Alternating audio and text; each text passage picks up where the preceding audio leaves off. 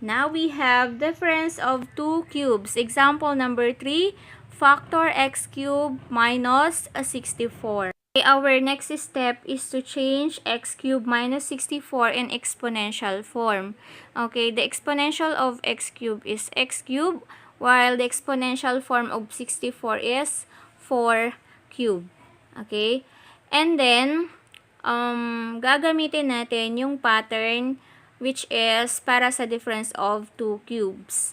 Okay, the pattern is we have x cubed minus y cubed equals the quantity of x minus y times the quantity of x squared plus xy plus y squared. Okay, so ang pinagkaiba lang kanina ng sum, okay, sa sum kanina, which is yung binomial factor niya is sum din. So this time, difference, so difference din ang binomial factor at ang middle term ng trinomial natin is positive.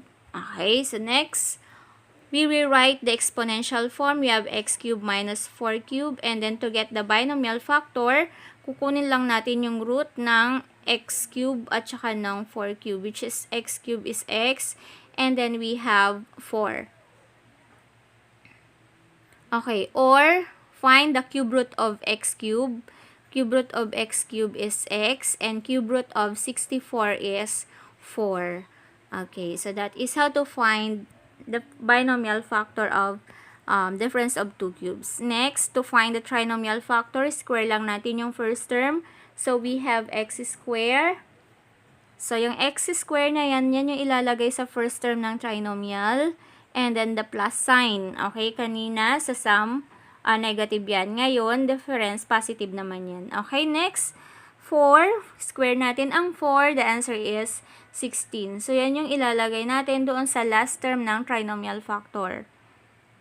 Okay, next. To get the middle term of the trinomial factor, gagawin lang natin, from the binomial factor, multiply lang natin yung first term at saka yung second term, which is x times 4. So, x times 4 equals 4x. So, yung 4x na yan, yun yung ilalagay sa middle term.